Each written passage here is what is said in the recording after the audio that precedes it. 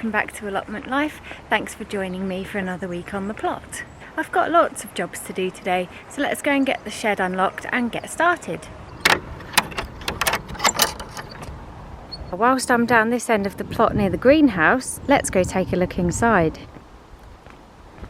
If you come into the greenhouse through the jungle, there's a really strong smell of melon, which means this one over here is now ready. I've got my snips. Let's harvest a melon.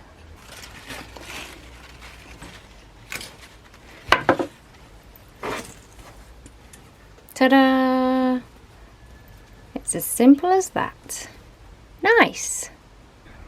Whilst I'm in here, I thought I'd show you the different stages of the growth of the melon. Here's a very teeny one. This is how the melon begins. You've got a tiny little one there. That then develops into a darker green colour, as you can see here. Smooth skin. It gradually becomes lighter, like this one here. And then the cracks start to form. That's the last part of the process. This one over here is an absolute whopper, bigger than my hand. And it's still a very light colour, but the cracks are starting to form. How exciting! They're all the same variety, even though they're forming at different stages and they look like different melons, they are the same. Look at the temperatures we've got up to in the greenhouse. Currently 32, but it's been up to 43. International translation. That's crazy, and it's far too hot to be in here. Let's reset that and get back outside. The first thing I want to do today is have a rummage through here and get out the potatoes, the no-dig potatoes. I cut the tops off a week or two ago when I thought that they were getting blight. So let's get these out now. This is the bed that I put my spare sweet corn in. But as you can see, in the last few days, they've fallen over in the wind. I'm not too worried because the roots are still in the ground. They'll still be getting the nutrients, and these are my spare ones anyway. Harvesting no-dig potatoes is super easy, and it's not at all messy. You just have a quick rummage beneath the surface, and the potatoes are right there, really easy to get out. Wow, big one. No digging involved. It's that simple. Let's add these to the pile. Doing well so far. That's just from 3. I've still got another 6 to do.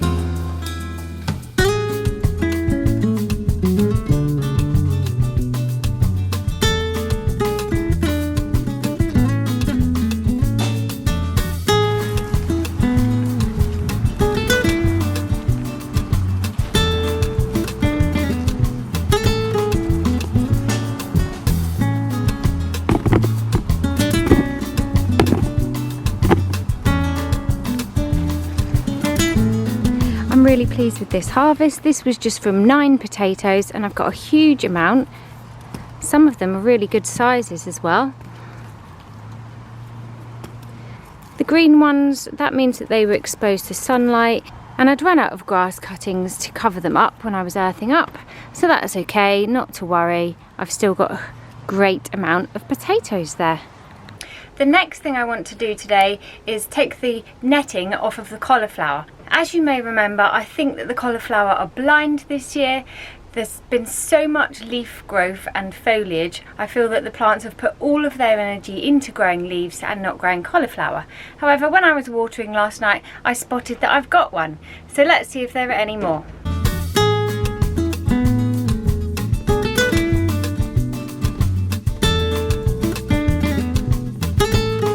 Alright, they're uncovered. It's time for the big reveal. This one, blind. This one, blind, blind, There's just been too much leafy growth. The leaves are huge and there's just no cauliflower in the centre. Blind, blind, blind. What's in here? Anything? No. Okay, then it's just this one here, which I spotted last night.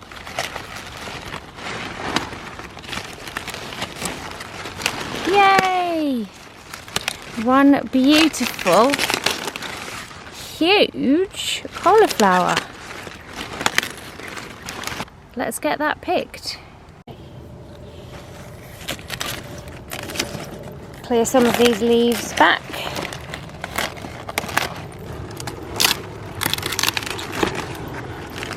Wow!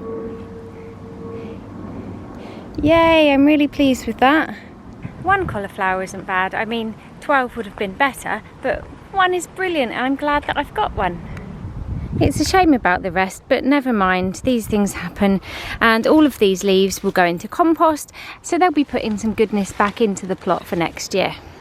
Let's head back into the shed, into the shade, have a break, and I need to discuss the wildlife at the allotment with you. I've got an apple and blackcurrant juice drink today, and I've just noticed I've not changed the calendar. We're well into August now. There we go. I was watching my wildlife camera footage back, and it's quite common to see the foxes do a little bit of itching or scratching. However, recently they sat outside the shed for a solid half an hour just continuously scratching. This was the mum and the fox cub, and that wasn't just a little itch. There was clearly something wrong. I then managed to see the fox in daylight within the next couple of days, and it's lost most of its hair. I looked this up online and apparently it's mange. I can't leave these foxes without help, so I contacted a local wildlife fox rescue centre for advice, and they said that if the fox is still mobile and walking around, which they are, then they can't come and collect it to treat it. So what I need to do is start feeding the foxes so that if they do get worse and become immobile, we can set up a humane trap and the wildlife rescue can come and collect them. So I went online and I've ordered some fox medication for mange. It's a safe medication that doesn't affect cats, hedgehogs, any other wildlife or animal. It's a herbal medicine, and I've been putting that out each evening on some dog food for the foxes. I need to do this for approximately 6 weeks, and then hopefully their fur will start to grow back. But if not, I can get back in touch with the Wildlife Rescue Centre and they can advise me further. This is the little bottle of herbal medicine that I ordered, Sarcoptic Mange Remedy, and I just sprinkle that on their food and in their water bowls each day. I'm leaving a couple of water bowls around the allotment site and 2 different food stations as well. I've never fed the foxes or the cats before, but I can't leave them in distress. I've been capturing all of the footage on the wildlife camera so I can see whether the foxes have been getting their food at night, and I'll play that footage at the end, showing you each day whether it was a success or a fail, whether our fox cub and mother got the food that day. I'd like to take a quick look at the sweet corn now, because they look like a really decent size and they must nearly be ready. Generally, when this little fluffy bit at the top, husk, I'm not sure the name, maybe a husk, when that turns a dark brown, then it's ready, and at the moment this is still quite light brown. I'm going to peel one of these back a bit and have a look. You can see the sweet corn has formed, but it's not yet the right colour, so it needs a little bit longer. So we'll tuck that back in and come back to them another day. Oh, this one looks darker. That's much darker. Let's check this one. The same sort of thing here, it just needs a little bit longer. Have a look at my wildflower bed at the front here. It's doing really well. I've got all sorts growing. I don't know the name of this pink one here. It's almost velvety, it's like a brush. Does anyone know the name of this? If you do, please comment down below, because I've got quite a few of them growing. There's so many lovely wildflowers. I think the bees will be loving this. I gave the courgettes a massive haircut the other day. I've got all of this foliage off over here. As you can see, cut cut loads of leaves off, the early growth leaves, and just left the new growth leaves on the end. I'm still getting lots of courgettes, as I think is everyone around England. And oh, there's a cucumber. Cucumber growing on here anymore. One down there. That needs a bit of sunlight getting to it to ripen it. The potatoes are now dying back. As you can see, they're falling down. And these are the last 2 potato beds that I'll do for another day. On my last video about blight, some people said it was blight, some people said it wasn't. So I thought I'll do a poll over on my Instagram account, and these are the results. So generally, blight looks a lot like windburn, and the results were 50-50 split. Either way, my potatoes are fine, so I'm not too fussed, and I think it's great that we can all have our own opinion and different views on everything. If you do want to follow me over on Instagram, this is my account. But next up on the allotment today, I want to show you my French beans. My cobra beans are finally growing. You may remember from previous vlogs that they didn't have any height to them and they weren't winding up the poles. Well, look at them now. Completely different. They're grabbing onto the poles and making their way up for the light, and I'm getting lots of French beans. Lots of French beans, not just a few. So the second sowing really took off and did much better than the first sowing this year. I think I might harvest some of these now.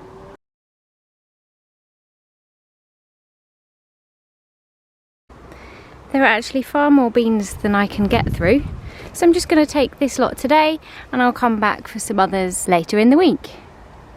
There are a few tomatoes to pick.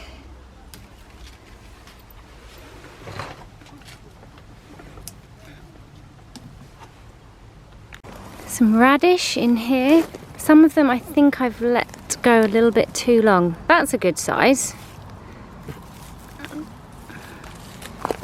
Oh, I see a giant one here. That's a bit too big. That's not going to taste great. A nice little radish harvest. Let's cut the tops off and wash them.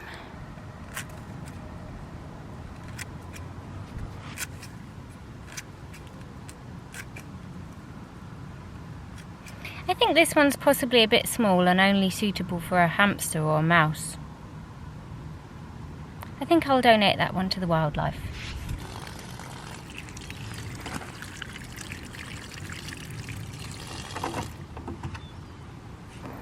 I don't need any spring onion today. I grabbed some carrots the other day. I've still got asparagus, peas growing, kale and coriander in this bed, and normal peas. However, the coriander has bolted in the last week or so with this heat, so that's now flowering, but I'm going to leave that for the wildlife. Down lower I do still have some smaller, fresher coriander that I could pick if I would like to. The raspberries are going really good and I'm managing to pick them quite regularly. I don't know why I didn't get my little trug out, but I'm now carrying all of these raspberries. Let's go and see if I can find the little trug, because I have dropped a few raspberries and I couldn't get to them, so the mouse is going to have a party tonight eating those. There we go. A good harvest of raspberries. I've lost my mini tripod for the camera, and the last place I remember seeing it was when I was harvesting the potatoes. So I think I'm going to have a rummage through that potato bed again to see if my tripod is there, because I can't find it anywhere. It might be that I've just accidentally covered it up with grass. Let's see. If not, I have no idea where it is. Oh dear. Oh, no, that wasn't it. Oh my goodness, I've genuinely lost it somewhere on the allotment. That was unsuccessful and I didn't find it. If you happen to see me put it down anywhere during today's vlog, can you comment down below and let me know, please? Thank you. This is today's harvest. We've got 1 cauliflower for the year, some cobra French beans, tomatoes, radish and raspberries. I think that's all for today. It's super hot now and I've managed to get quite a lot done on the plot today. That's better, I'm back in the shade. As usual, thank you all so much for watching. The wildlife camera footage coming up is going to show you whether it was a success or a fail in giving the fox their mange medication. I'll be back again next Friday. Have a great week.